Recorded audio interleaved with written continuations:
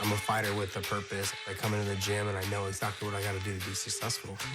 I don't think anybody works as hard as me. I want to find out what my full potential is. How good could I really possibly be? I want to train for a guy that can push me in ways that some guys haven't.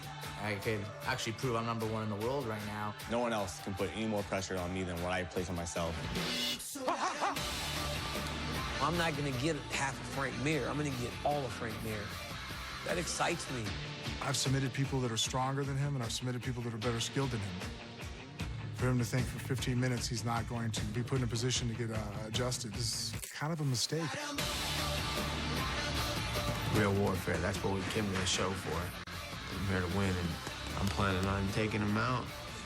Being back in the UFC is where I started my career, and I feel like it's exactly where I need to be to finish my career. There's no one going to stop me except for me. I want to hit you, I want to hurt you. I want to dislike you. I don't like you. It's no disrespect, but it's the mindset I need to be in to succeed. I'm going to beat your butt when we face off against each other. April 20th, I'm not leaving the Octagon without my hand being raised.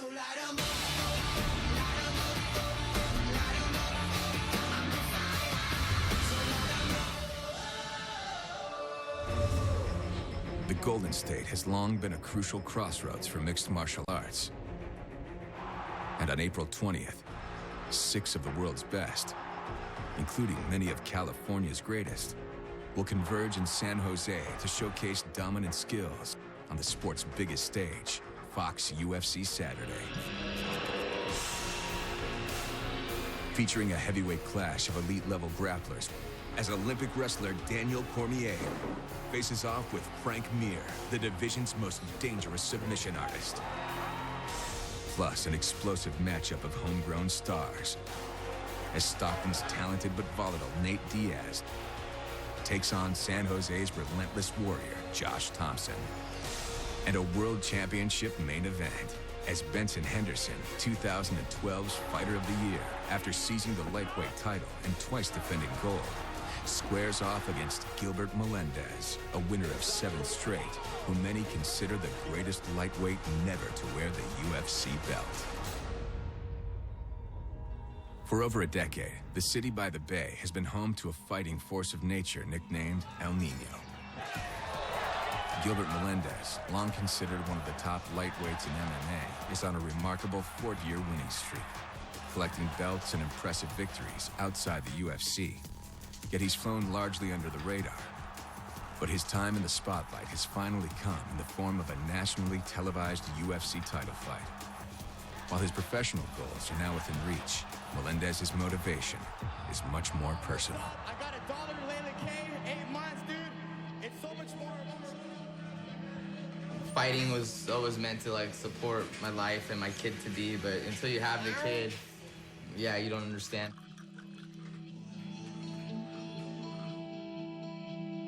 I guess initially you do it, as a, it is a passion of mine and you do it for fun and you want that, but then there comes a point where you got to take care of your family, and which is actually more of a motivation than that at the end of the day.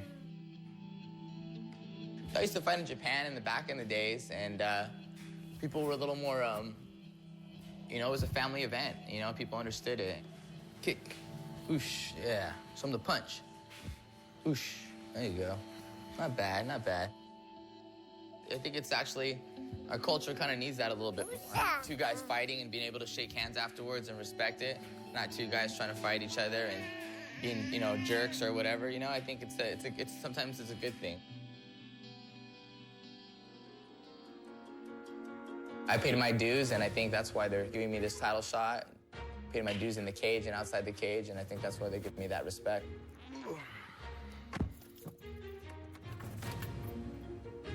I really believe it was inevitable that I was going to come to this point. I've always had a goal of being a #1 fighter in the world, or just to find out if I am. This is the final step to me proving or finding out if I am #1 in the world. In this sport, you're only as good as your last fight, and, for a minute, I never thought I was going to have the UFC brand behind me. So, you start doing other things. Gilbert El Nino Melendez. For Melendez, his gym is more than just an office. It's home away from home for he and his fiancée, former fighter Carrie Ann Taylor. work. Carrie Ann is a major role in my life. She's my wife-to-be. She helps run the business out there. We run it together. He was messing up, so when I had the baby, the business was going down under, and I had to come back over here and take over. It's just because I was doing your part, can't multitask. I like her around me, and same with her, so we do almost everything together. I have fought before, and I know, how much it's just physically and mentally challenging and how draining, and just you need to focus. And I feel like that's why I'm around, and I am a good support system for him. El Nino Training Center. I help him make all his meals. We talk about fighting all day long. Just even knowing when to leave him alone, actually, is like a good quality to have. Yeah, you better take it light. You better take it light. It ain't worth it, my man. Don't wanna lose your life. Alright, one toe. That's it. Figure out until you did or not. I've been under the radar a little bit for too long. I've been campaigning for years to be the #1 guy in the world, and now it's really happening. Yeah, I need to be more patient. You guys push me too much. Let me handle it. I actually do feel a little added pressure, though. This is like, I've done so much in my career. If I lose, it's not so much a big deal, but in some weird way, this is like my first fight. The way you see him is the way he is, and he's never changed since the beginning.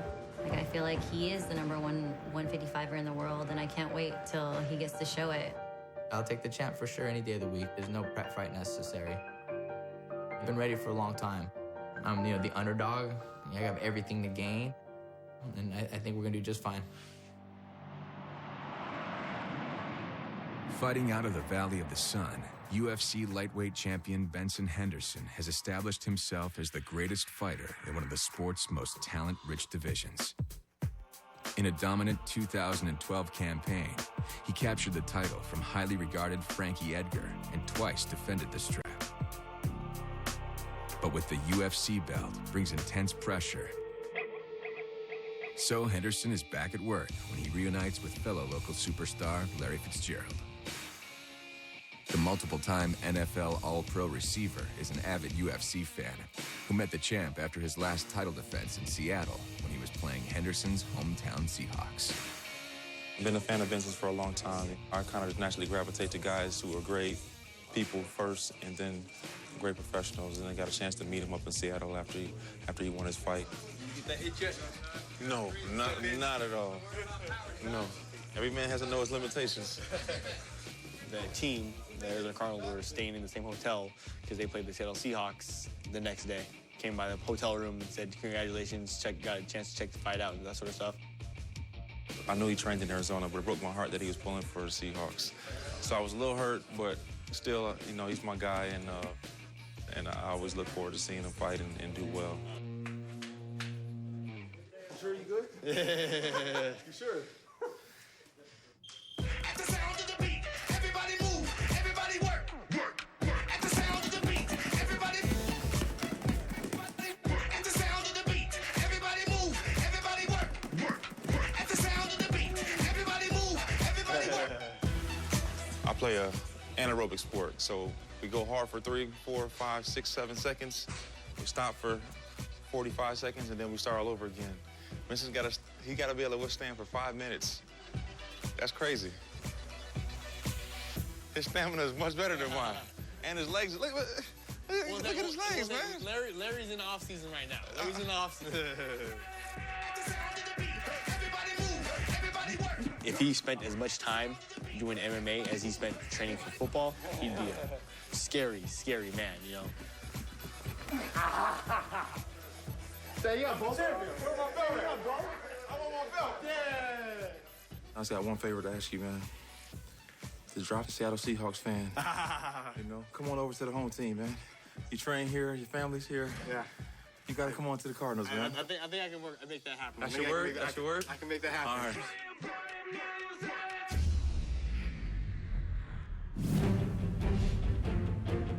I've told people, he could fight the fight of his life and still lose to me. It ain't a game to me. I'm here to fight and do damage.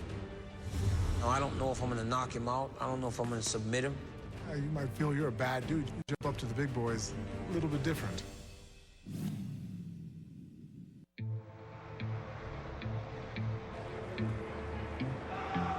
My mother put my brother and I in Taekwondo when we were younger because she didn't want us being made fun of. She didn't want us being teased. She wanted us to be able to defend ourselves.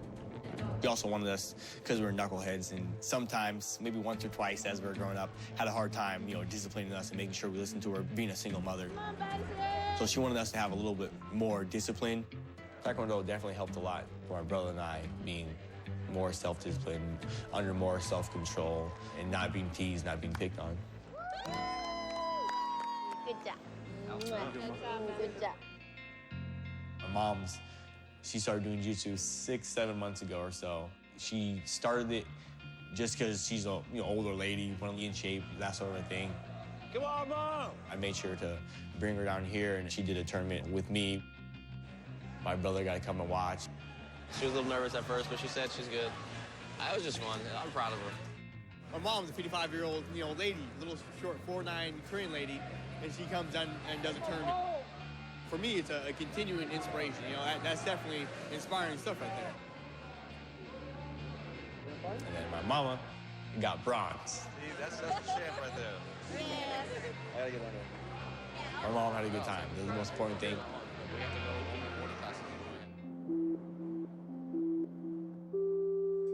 My girlfriend Maria, she does jiu-jitsu because she loves it. She does jiu-jitsu before her and I ever met or anything like that.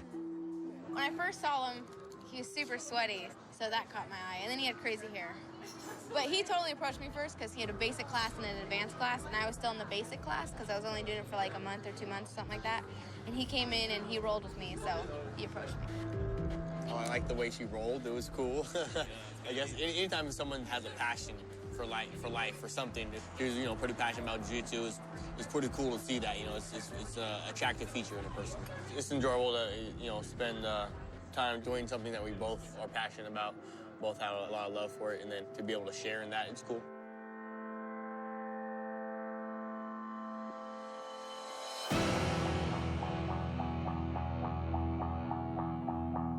I want to be the best fighter on the planet, period. Pound for pound. No ifs, ands, or buts about it.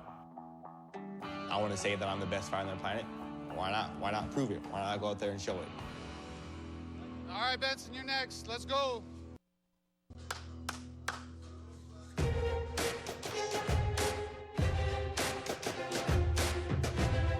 Gil's been considered one of the best for a long time. Had the strike first belt for a long time. At 155, I like to think I'm one of the best. Two of the best fighters on the planet throwing down. We're gonna go inside the Octagon. He's gonna walk forward, I'm gonna walk forward. April 20th, El Nino versus Smooth. We're gonna find out who really is the best. I'm not leaving the Octagon without my hand being raised. In the 1960s, A-list stars Frank Sinatra, Dean Martin, and Sammy Davis Jr. joined together for work and play, forming a legendary group of like minds and great talents known as the Rat Pack.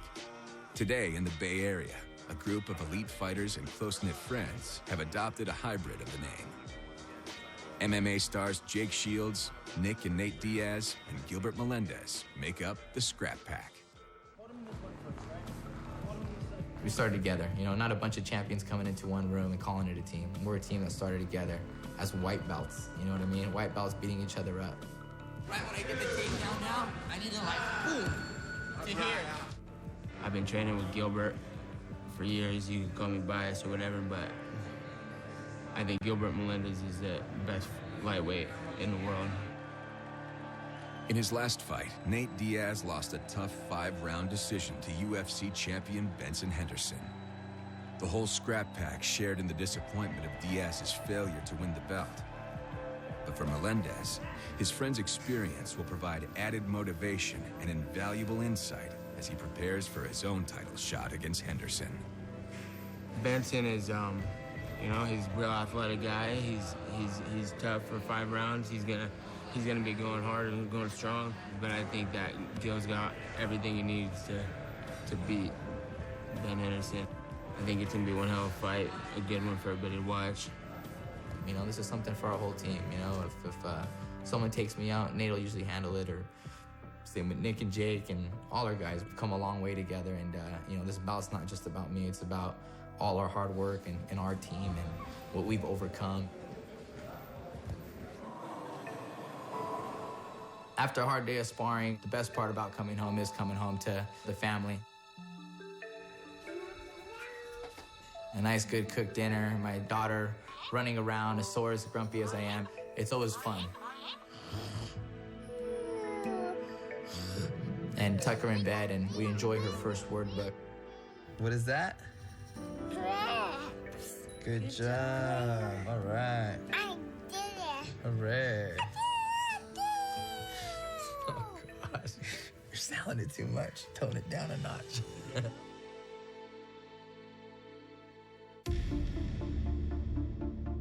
There's nothing I'm trying to prove to the UFC fans, more so as much as I'm trying to win them over.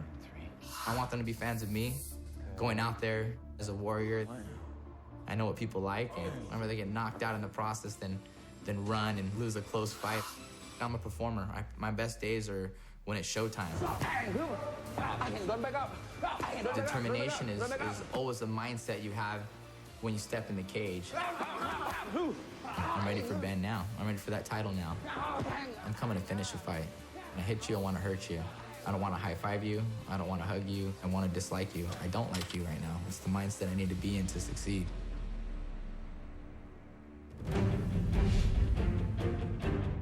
Now I want to get in there and mix it up with Frank and go to war. I feel bad that Daniel has to face an in-shape Frank Mir. I know exactly how to win this fight, making sure that I get the W. He better train hard. He better get right.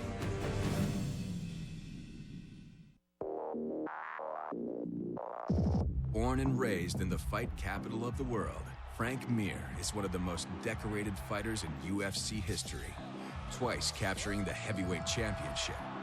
With his world-class submission skills, unparalleled for his size, Mir remains a threat to anyone in the division.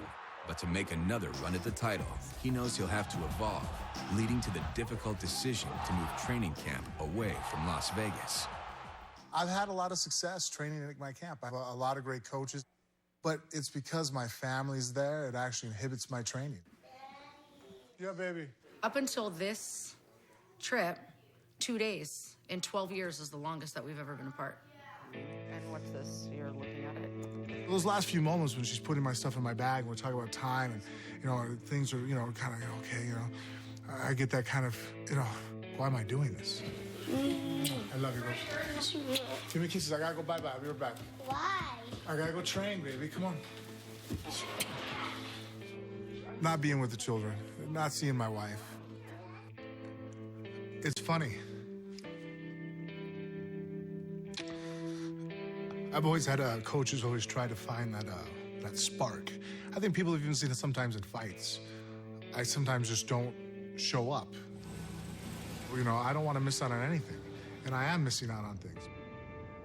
I never had to deal with that sacrifice. And who would knew that that was the spark? Mir's destination is Albuquerque, New Mexico, to train with light heavyweight champion John Jones and the extraordinarily talented team of fighters under renowned coach Greg Jackson's tutelage. Frank is very technical and you know, he's done very well the way he's been training. What we're trying to add to that is a higher pressure, a higher pace. To push his pace, Mir tests himself against the youngest champ in the history of the UFC, 25-year-old light heavyweight sensation John Jones, as well as 6'7" knockout machine Travis Brown, who is a feared contender in his own division. I respect that Frank comes in here every day, humble, ready to learn. That's how you kick it up to a next level.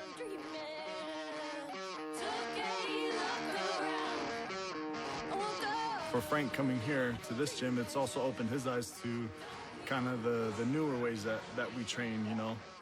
Even though we're heavyweights here, you know, we work hard, just as hard, if not harder than the little guys, because we need to.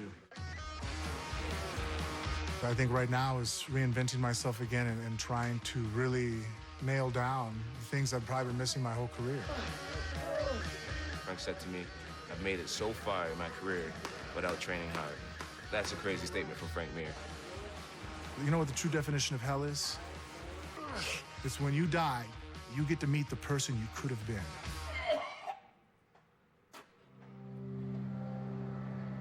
For San Jose resident Daniel Cormier, his UFC journey will begin just down the road from his house when he makes his promotional debut in front of a hometown crowd and a network television audience.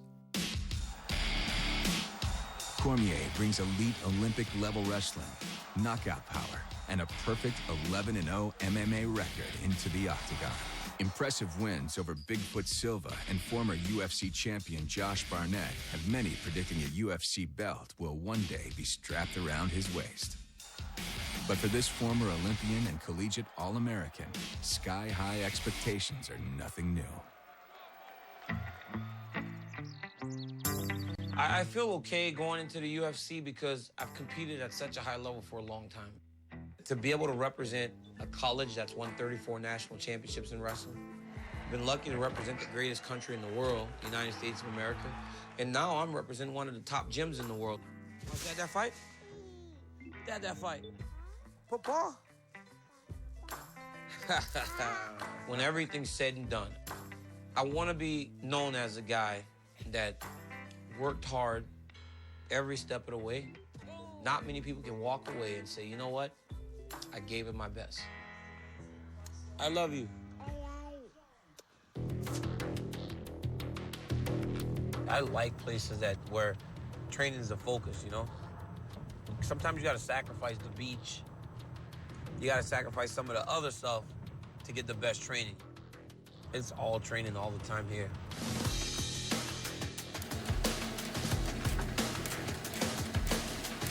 I knew how to compete, but I didn't know how to fight. Obviously, I didn't know how to punch, didn't know how to kick, had no idea what jiu-jitsu was, and I've learned it all. I've learned it all in this gym. You know, I owe everything I do in that cage and my fights to, you know, people at the American Kickboxing Academy. Beautiful, nice. Again, big Javier really didn't know what he saw in me. Saw a good coach and had a pleasant surprise whenever I started to compete in the cage. Great work. Aiding in Cormier's rapid rise is his division's greatest powerhouse and current baddest man on the planet, heavyweight champion Cain Velasquez, who also trains out of AKA. Fun with Daniel, it's the best thing for me, you know. I think he's the best guy out there. Haven't had a harder fight, you know, than what I have in here. Go! Get some. Everyone wanna grab it. Get some. Everyone don't put the habit. Get some. Yeah, I'm doing rap magic. Gonna sound like a tag. Like a savage. Just picked this up so fast. From the beginning till now, I mean, it's like night and day.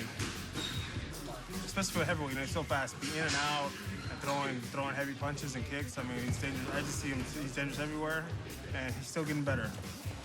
Nice, DC, nice. Time!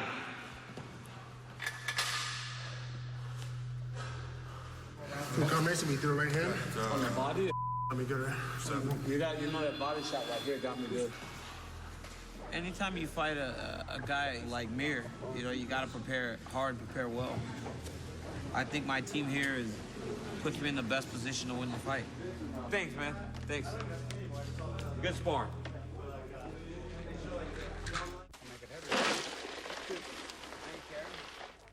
For Daniel Cormier, training camp at home means not missing moments that only come along once in a lifetime. My son, Daniel, it's his second birthday today, and my daughter, Marquita, they're 13 months apart, so we do a double birthday for him. Everybody comes out. As busy as he is, when he is here with the kids and myself, I mean, he completely takes on a full load. He wants to go do fun things with them. For Cormier, these joyful occasions are not only about making up for lost time with Daniel and Marquita. Each annual celebration is also tinged with lingering sadness over the loss of his firstborn child, Caden. In 2003, you know, I had my daughter, Caden. I went to the national tournament that year and won my first U.S. Open. Then going into the World Team Trials about a week before, I get a phone call from my daughter's mom that, you know, has been a car accident. The highway patrol called me about 45 minutes later and told me that she was the only casualty, and she was 3.5 months, and a beautiful baby girl, and that was that was difficult. That's the hardest thing I've ever had to deal with in my life. Happy birthday to you. Happy birthday. It affected everything else. I had a lot of stuff to deal with.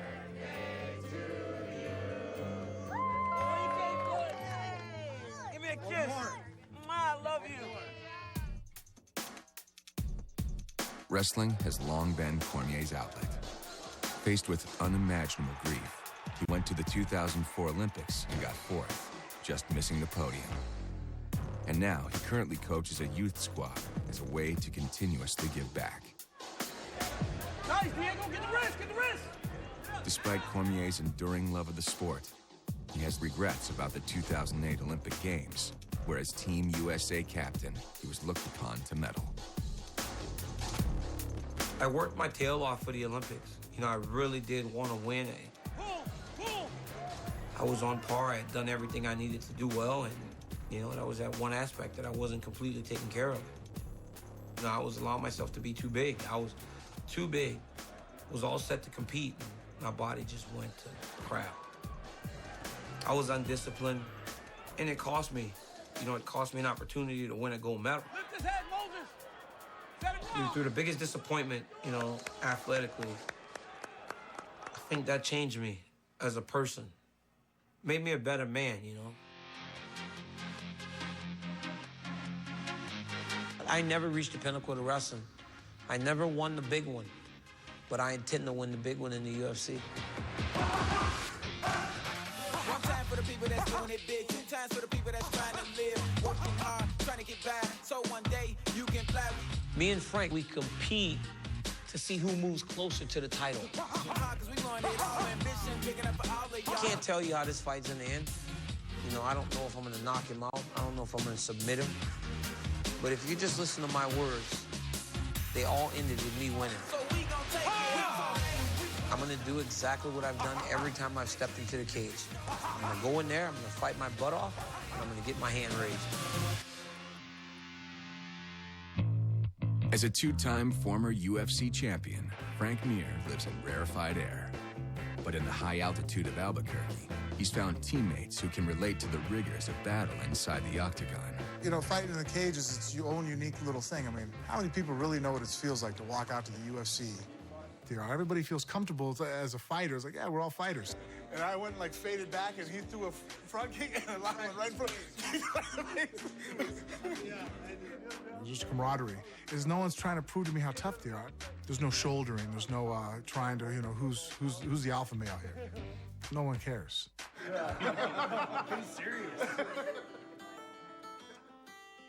People are their greatest enemy. We can just ourselves into, that's okay, that's acceptable. But when there's another guy in front of me trying to punch me in the face and take me down, the truth comes out real quick. That's why I fight. It's a really hard fight for Frank. There's a lot of stuff that Cormier does really well. He hits incredibly hard. He's very good with pacing a fight. He knows exactly when to go and when not to go. What is he, 9-0? Strike force. It's like kind of being the best guy at a B-level gym. You might feel you're a bad dude. You put a beat on everybody every day. You jump up to the big boys, a little bit different. If my mind is not limited by my body, I feel I beat everybody in the world. My greatest fear right now is to retire and not have reached my full potential. I hope that he does question my desire.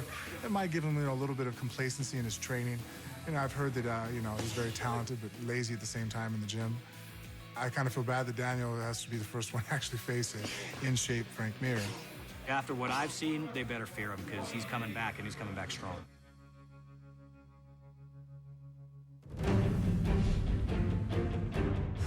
This is a tough fight.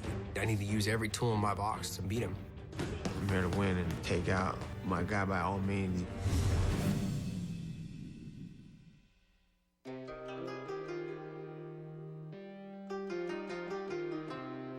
Stockton, California has seen better days, but like a junkyard dog, it never seems to back down.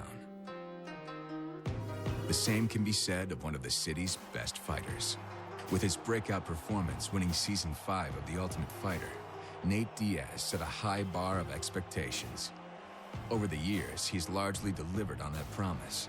While he's perhaps best known for the combative attitude and raw aggression that have earned him legions of fans, it's his refined boxing technique and black belt level jiu-jitsu skills that have won him big fights against elite competition. Yet, after finally earning a title shot late last year, Diaz came up short, leaving him searching for answers.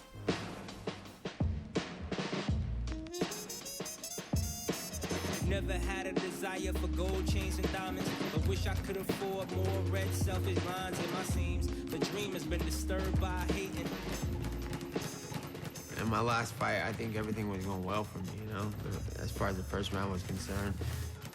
Then I got hit in the eye, and I couldn't see for most of the fights. It put me in a vulnerable position. I had to go on defense for pretty much the whole fight. That last fight, I just don't think it's indicative of who Nate Diaz is.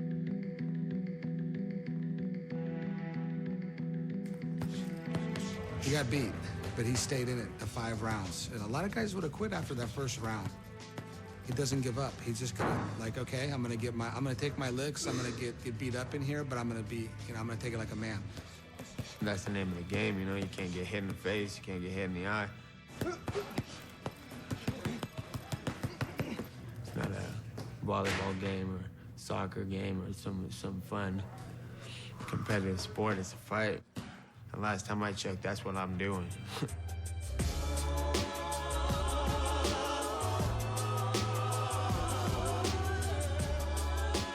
We got a lot more to lose, so Nate's training that much harder.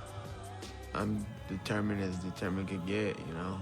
I work hard, I bust my ass, I take punches every day in training. I give punches, I go home, I'm hurting when I go to sleep, I'm hurting when I wake up. I put miles behind me at running. It's not too hard for me to stay motivated when I'm in a sport where everyone's trying to knock me out.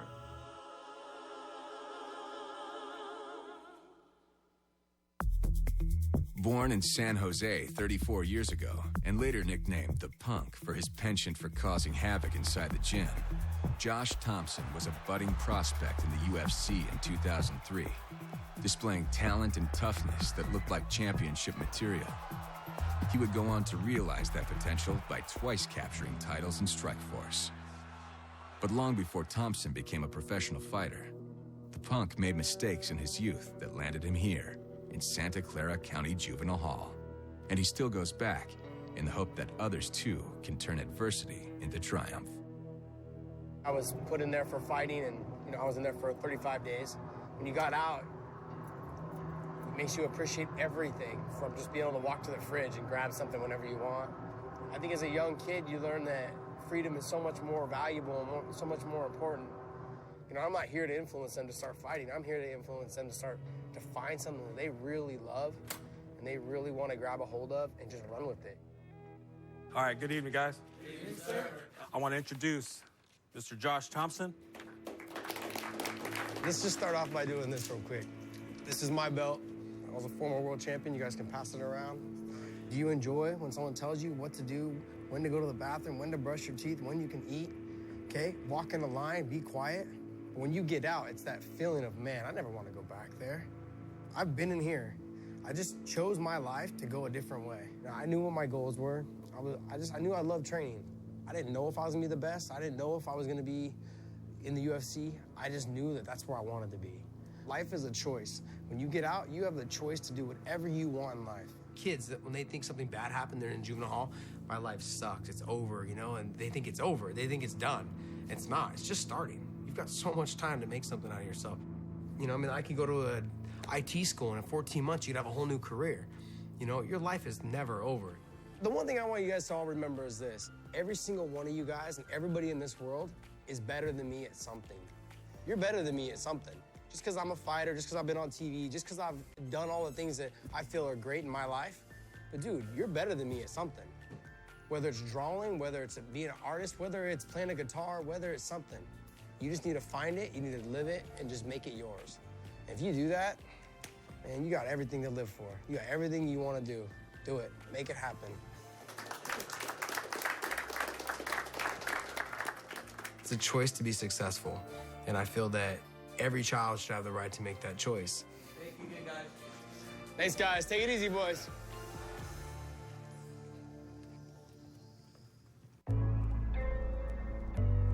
Fight camp for Nate Diaz almost always includes training sessions in San Francisco at the gym of fellow lightweight contender Gilbert Melendez. The close friends share not only camaraderie, but common opponents as well. Just as Diaz's recent experience facing UFC champ Benson Henderson will give Melendez valuable intel, Melendez can return the favor. He's met Diaz's next opponent, Josh Thompson, in 3 memorable battles, emerging triumphant the last 2 times.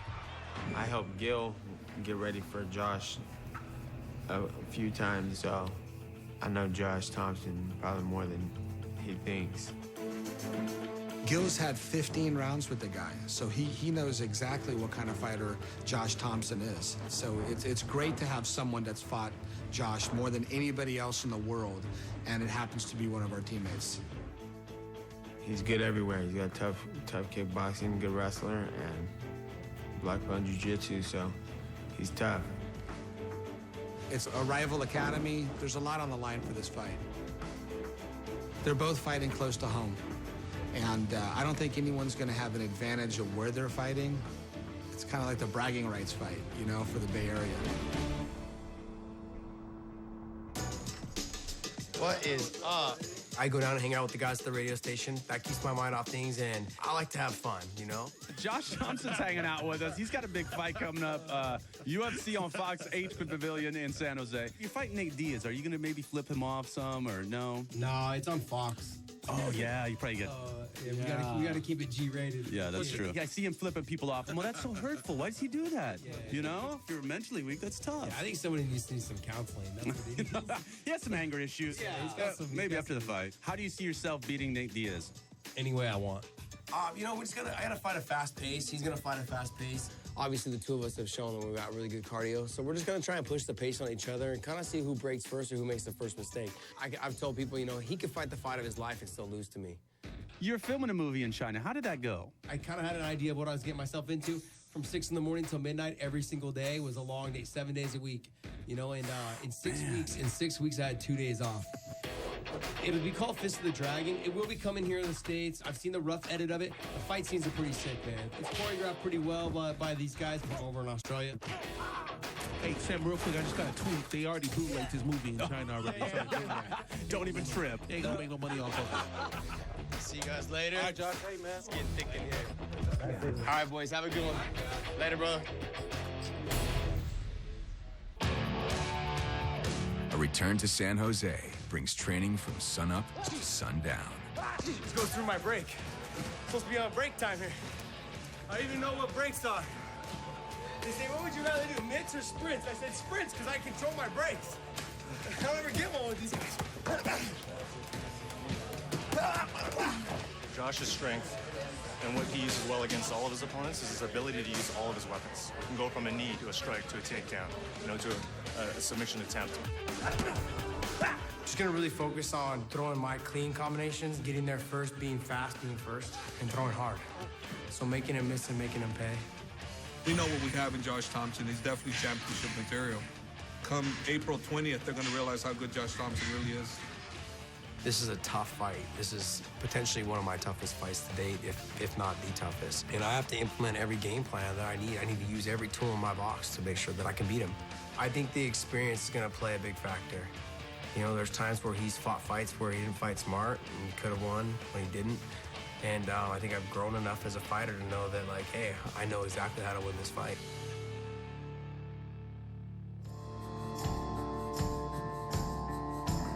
I think people get intimidated because it ain't a game to me. I'm here to win, and I'm here to fight and do damage, take out my guy by all means, you know? There's a lot on the line for this fight. And Nate wants to show that his last fight isn't indicative of who he is. Of course, I respect another fighter gonna come in and fight me in front of the world. He's in there doing the same thing I'm trying to do. I'm disrespected that you signed the contract, you know, you're willing to fight and take me out. As a competitor, I have respect for him, but as far as the guy who's trying to fight me, no respect.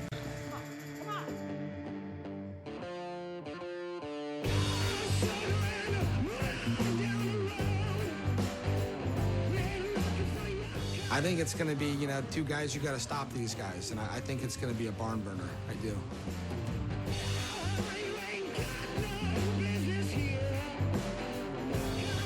He wants to come in and get me, so he better train hard. He better get right. From the cradle of innovation that is Silicon Valley to each fight camp, electricity rises as April 20th approaches.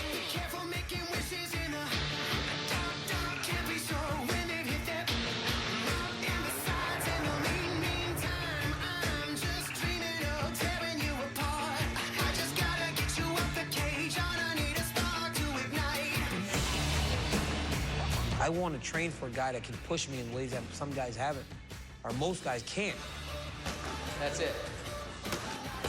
You know, I'm not going to get half of Frank Mir. I'm going to get all of Frank Mir. You know, we're going to get after it. That excites me. You know, I want to get in there and mix it up with Frank and go to war.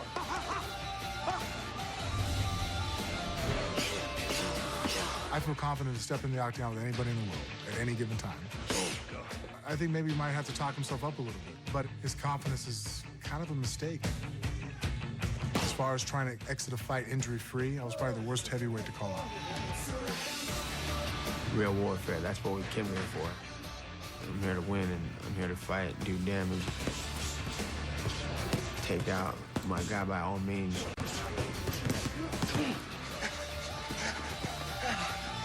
I didn't want to walk right into a title shot in the UFC. I wanted to walk in and earn it, and I feel like I'm here. My focus is to outdo him at his own game, putting down big punches on him, making sure that I get the W. He's very focused, and I see that game face on him. I want to see that face break. You know, I want to see him show some pain. I want to see him show some sort of emotion that he's tired. You know, I want to break that game face. I'm coming to finish the fight. I want to be the best fighter on the planet, period. No ifs, ands, or buts about it. I want to be the best. Gilbert, you know, getting a UFC belt in his first fight, I don't see that happening. Each individual journey has led here, to this place, to this moment, where all paths will cross on the road to the Octagon.